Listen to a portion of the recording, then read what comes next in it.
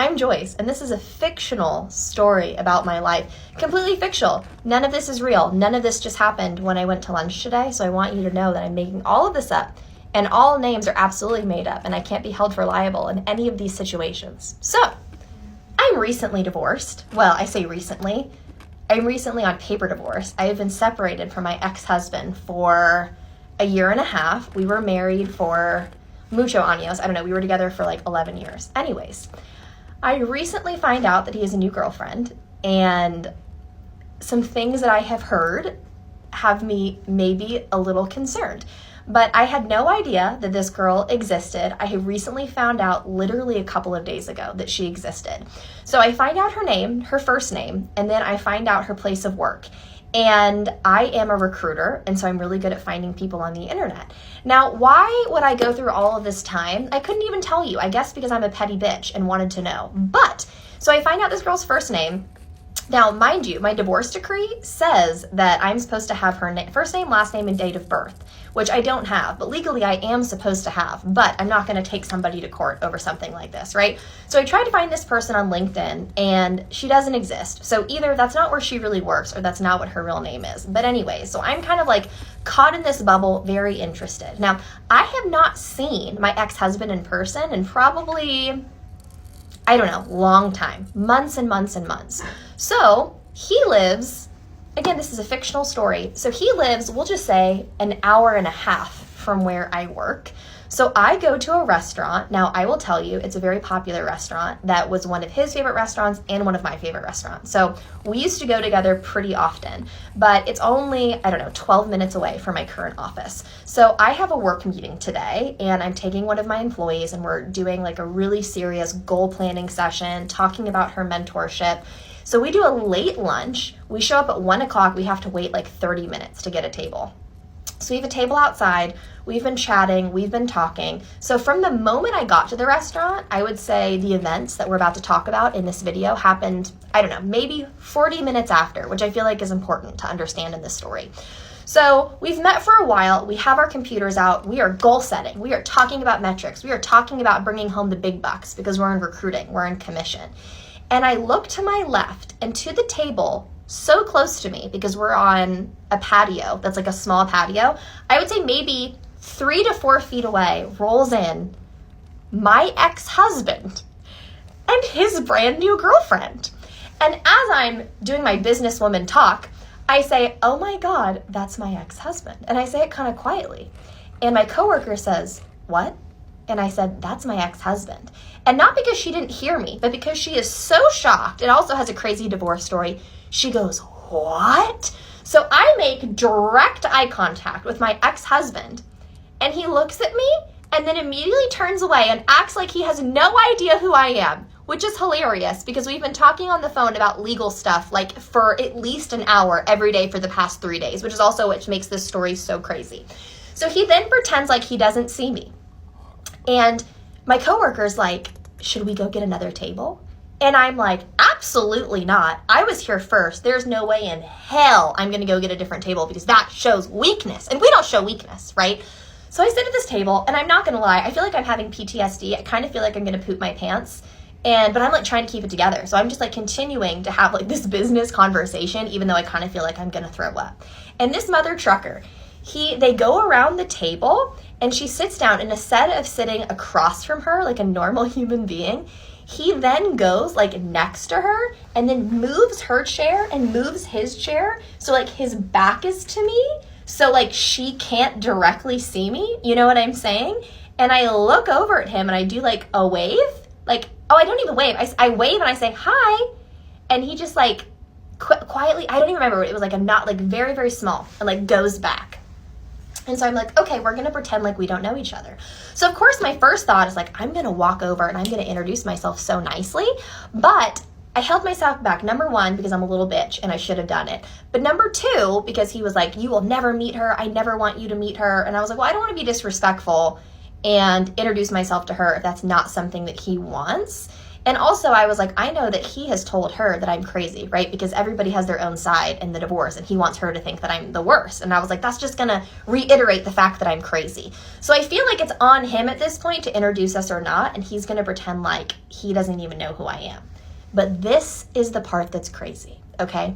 So he doesn't have social media at all. He's completely kind of like off grid. So there's no way that I could find her via him, right? And like I've unfriended all of his friends, all of his family. So if they were to add her on social media, I wouldn't be able to find her either. But she would know my name because I know that he refers to me by my name, and my last name is his last name, and I am on social media. So I'm a woman and she is a woman. So I know she knows what I look like. So she also pretends like she does not see me or know that I am there, which I feel like is the most diabolical part of this entire thing. So anyway, I continue to have my conversation. I'm like, I'm not gonna let this rattle me. We literally just got our food, so we're gonna sit here and have this entire meeting. So my coworker talks about she's been having car troubles and she has a Mercedes, and my ex-husband also has a Mercedes. And I wasn't even thinking about it, but this is my genuine thought. His car used to break down all of the time, and he would talk about how his car was better than my car because I have a Subaru and my car's trash and I need a new car, yada, yada, yada. So I said, of course it breaks down all the time. Like in my opinion, Mercedes literally always break down. I personally think they're trash. And then he goes, laughing, coughing at his life. So I know he was listening to me literally this entire time. Okay, so this is the thing that's kind of crazy. He lives an hour and a half away from this restaurant. What are the odds that he comes an hour and a half into Dallas at 1:30 to go to lunch at this specific restaurant? That's crazy. And I was like, oh, no, I know it's a coincidence. And the girls at work are like, are you kidding me? She was like, he did that on purpose. He totally tracked you, which again, long story. He's an interesting human being. So they're like, no, he tracked you. He knew exactly where you were. And I was like, no, I don't believe that. And they were like, well, is there any way he could track you? And then I start thinking about when we were like in the midst of the divorce, I would get text messages like, why did you just get home? Or anytime I would go out of town and purposely not tell him, he would somehow know that I was out of town and he would call me and cause some kind of problem. And I'm like, and then I realized that in my purse, I had my AirPods, which used to be his AirPods. And this entire time, I think I figured out how he's been tracking me, which is my AirPods.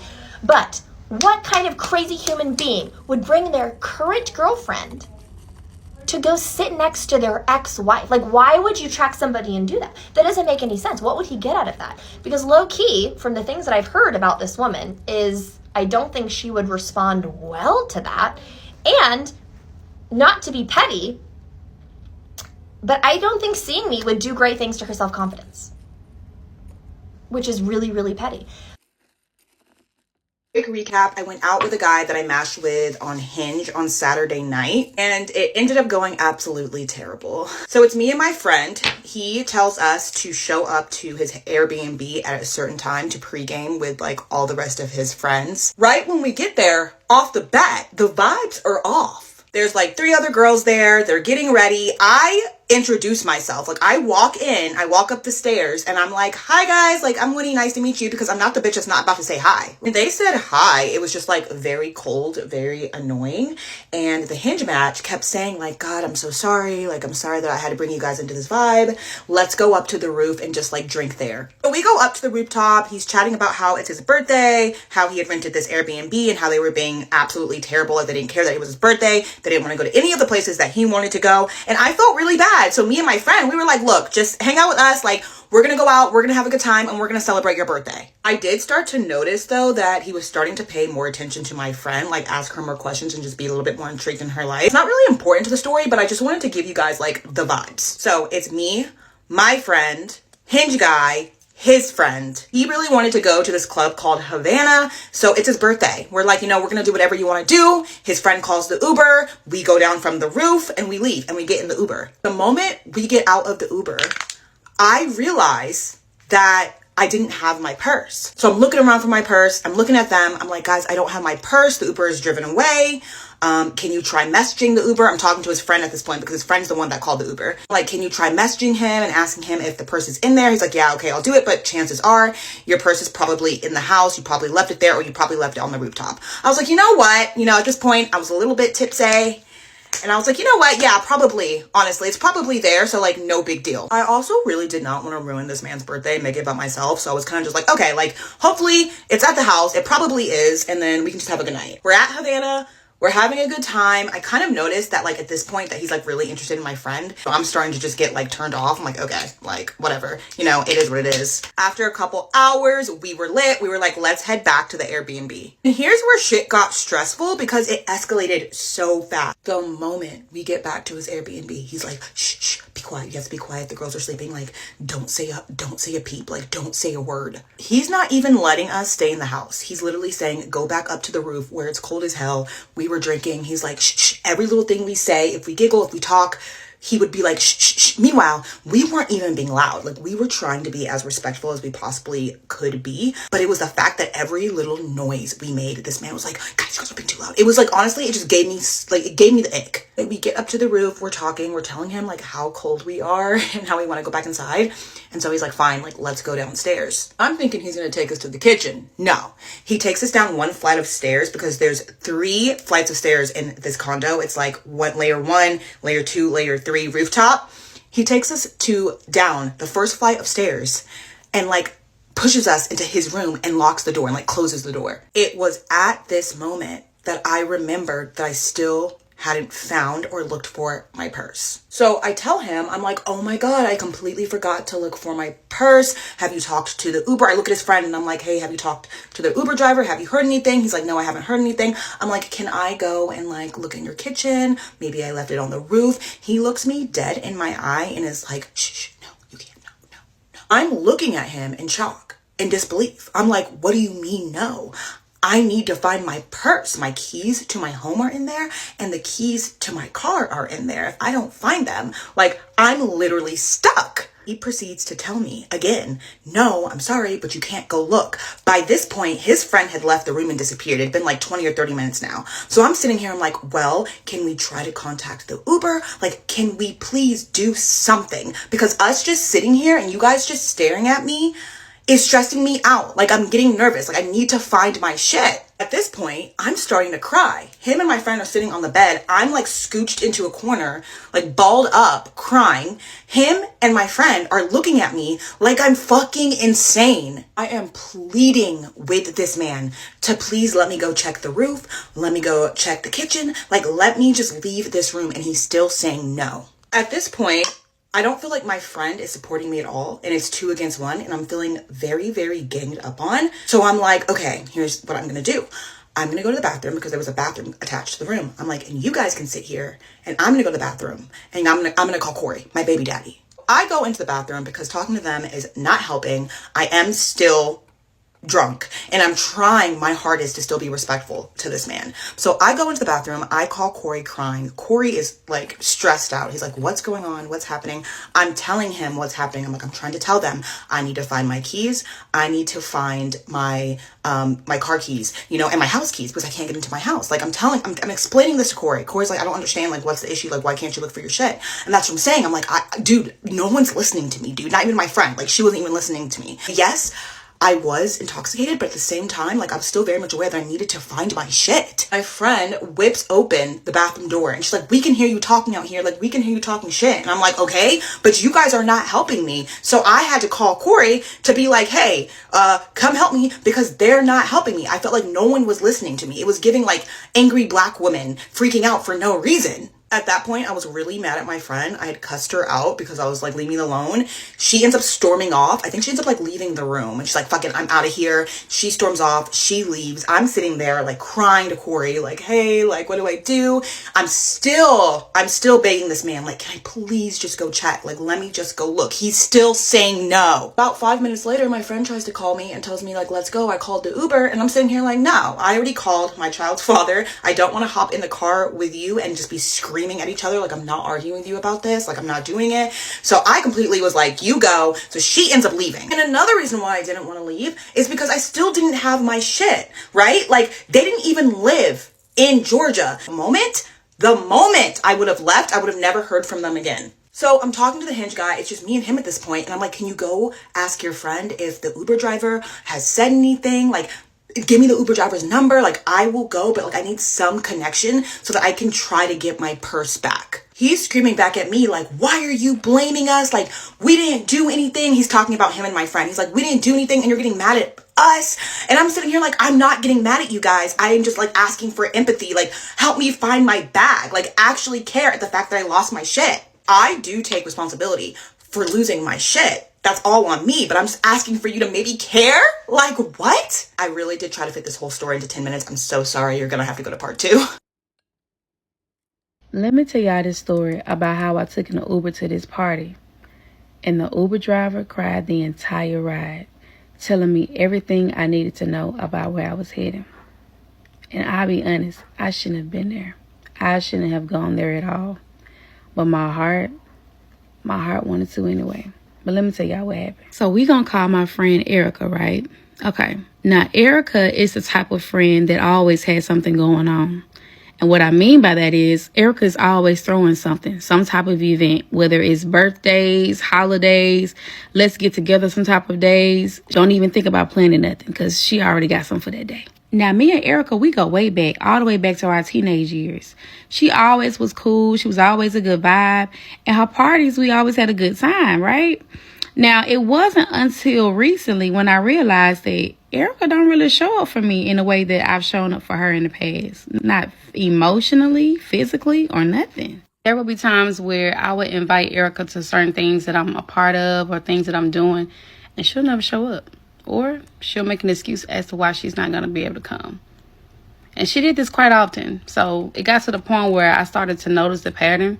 And I just kind of pulled away from her. Girl, that was a time when Erica had fell on hard times. She had lost her car. She was going through some things. And she really needed help. And I was there. And it's crazy how the world works. Because the roles end up being reversed to where I fell on hard times. And I needed help. But she was nowhere to be found. Well, not until this particular day. So this is like October of last year, right? Now, mind you, at this time, I did not have transportation. I was just trying to figure things out, right? So at the time, I'm in my plant room when I got a text message from my friend Erica. Now, mind you, I haven't talked to Erica in months. So when I saw her name come across my phone, I'm like, that's interesting. So I opens up the message. Come to find out, it's a group text message talking about a reminder of her Halloween party. And I'm like, reminder? I'm like, So when I started to read a little bit more, she was telling everybody to make sure that you bring your Halloween pajama theme set. So I responded and I was like, hey, girl, I was like, this looks kind of fun. Like, Halloween is one of my favorite holidays. I might be able to actually come through this time, right? So she immediately calls me after I send the text message. So she calls me and she's like, hey, girl, you mustn't get the first message. And I was like, no, like, this is my first time hearing about a party. So she's like, oh, well, everyone is wearing Halloween themed pajamas. The party's going to start at 7. It's going to be at my house. Girl, we're going to have a lot of fun. A lot of people are going to come. You should bring a +1. So at the time, I'm fresh out of a relationship. I'm like, baby, ain't no +1. This is going to be me. That's it. Unless I just find somebody that can go with me. And she was just like, well, girl, just let me know. It's cool. So, friends, something in me was telling me, like, you shouldn't go to that party. But another part of me was like, you haven't been out in a while. You were just talking about hanging with friends. Like, you should get outside and have some fun, right? And Halloween is one of your favorite holidays. Why not? So fast forward, girl, one of my friends hit me up out of nowhere and was like, hey, Dream, like, you want some company? You busy? And I'm like, girl, no, I'm actually not doing nothing at all. Like, yes, you can definitely come over, I hadn't been social in so long. It's just been me. So I was so excited to hear from somebody. So my friend came over, y'all. So I done hooked up the little hookah child. Like we doing our thing with that, you know, like we playing cards. We done grab some food. We having a good ass little time. So that's when I mentioned to her, I was like, girl, like, how you feel about going to a Halloween party? One of my friends is throwing one, and she said I can bring a +1. So she was like, damn, that's right on time, because I had planned on coming back to Birmingham that weekend or whatever. So like, yeah, we can go. So, bitch, I'm like, bet, okay, there go my ride, bitch. So I'm telling her, I'm like, man, we gonna need some Halloween-themed pajamas for the party. And so she's like, damn, we gonna need to go to the store. She said, because, like, that's gonna be next weekend, and I'm not coming back down here until next weekend. So I was like, damn. And we can't go now because, shit, it's already late. So she was like, well, how about I stay the night, and man, you can just go to the store in the morning. And I'm like, well, that's perfect because I'm off tomorrow. Let's just do that. So the next day comes, and so me and my friend, we getting ready to go to the store so we can find what we need, right? So that's when she's like, wait a minute. Did you say Halloween themed pajamas or like a Halloween costume?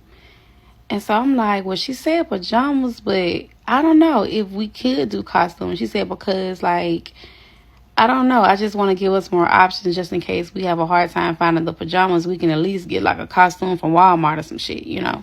And I'm like, well, yeah, let me just check in with her, right? So while my friend is standing there, I call Erica on FaceTime to check in to see, like, can we wear a costume if we can't find pajamas? So Erica answers the phone. So I'm like, hey, girl, I'm trying to figure out when you said we needed to have Halloween pajamas. Did you mean costumes? She was like, oh, no, girl, not the costumes, just the pajamas or whatever. She was just telling me, like, some places that I can go to find some, right?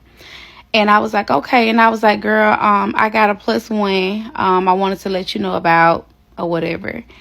And so she was like, oh, girl, like, we're not going to have room for a +1, boo. She was like, it's so many people that's coming or whatever. So, like, yeah, it ain't going to work. And so I was like, oh, okay. I was like, well, damn, I wish I would have known that before I told her she could come. She was going to be my ride to the party as well. So, girl, now I'm thinking like, yeah, this ain't working out. So that's when she offers to come and pick me up the day of the party around 12. But I'm like, I'm going to be at work that day. I don't get off until 7. So when I do come, it's going to be later anyway. But, yeah, I'm not going to be just missing money just to sit around at your house. So I'm like, well, girl, I'll figure something out. If I'm not able to make it, I'll just let you know, right? So she's like, okay, cool. So we get off the phone. At this point, me and my friend looking at each other, we just like, she's like, so you still want to go to that party, huh? And I'm like, some telling me not to, but at the same time, I haven't gotten out in so long. She's like, what's your intuition telling you? And I'm like, I don't know. So she's like, come on, Dream, let's go get the pajamas. So we get up, we go to the store.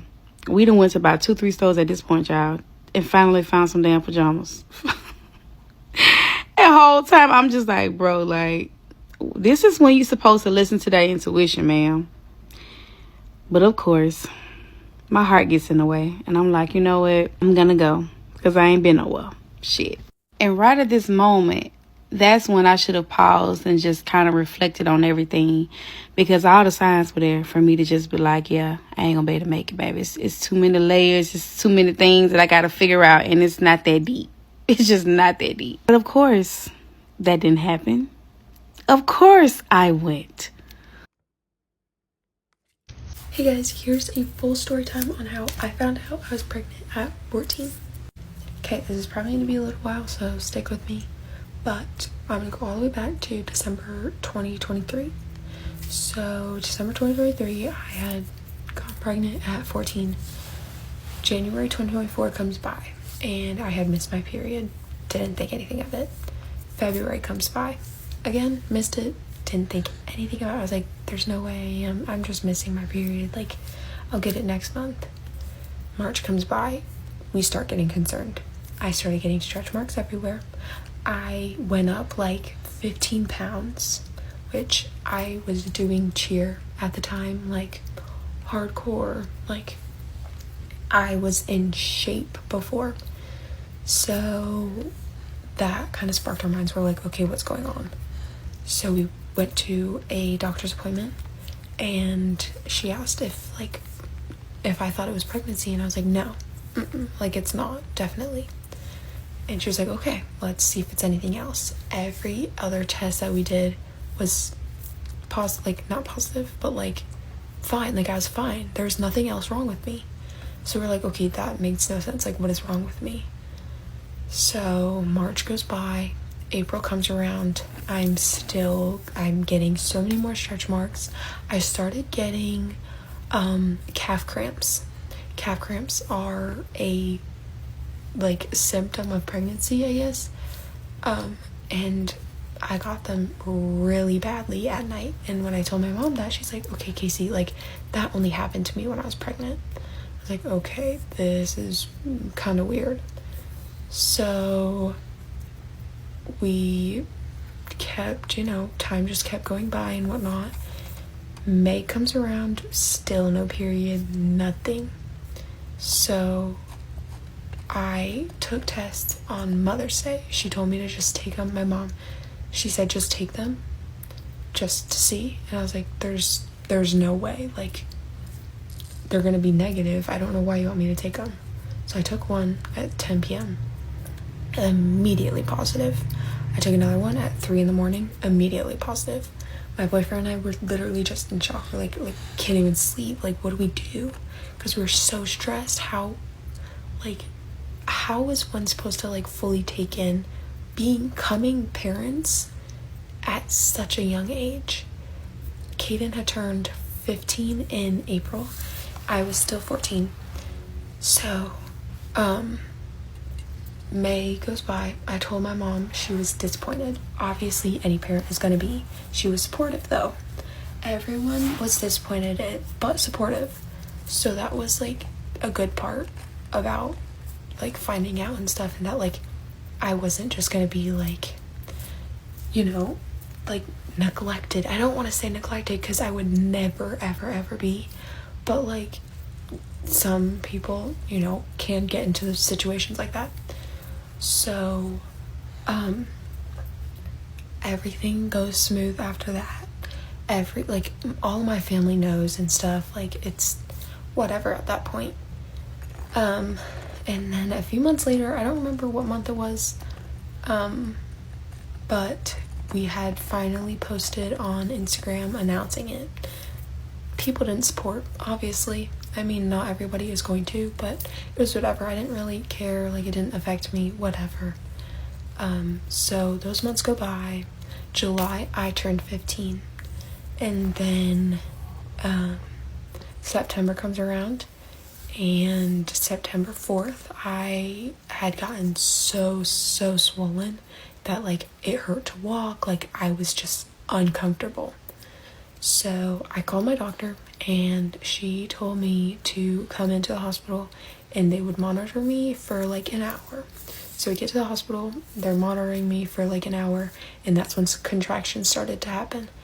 And it was painful. At first I didn't think I didn't know they were, I just thought I was in pain. So they told us to go back home. We get home maybe an hour later. My water breaks. So then I screamed back home, Mom, my water just broke. So we grabbed all the bags and headed straight to the hospital. So we get to the hospital, and I'm in the, I forget what it's called, but they were still monitoring me, I guess, until a room was open. And once we got to a room, it was maybe 10 o'clock when we got to the hospital. We got to our room maybe 11, 12 o'clock. And I tried going to sleep, and that did not really happen. I was so uncomfortable. They put a peanut ball underneath my in between my legs, tried to help and stuff. It made it so bad. So they came in and checked, and I was 9 centimeters dilated. So they had the doctors come in and everything, and by then they're okay, we can start pushing soon and stuff. I was in labor for 6 hours. I pushed for about 45-50 minutes, and Kaylin was born at 3:57, 3:58 a.m. on September 5th, and now she's my biggest blessing. But that is, I guess, a little story time on how I found out, how I told everybody, and how birth was.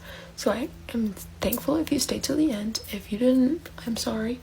But if you did, comment a pregnant lady. Thank you guys so much for watching. If you guys have any questions, DM me or comment them, and I should hopefully answer.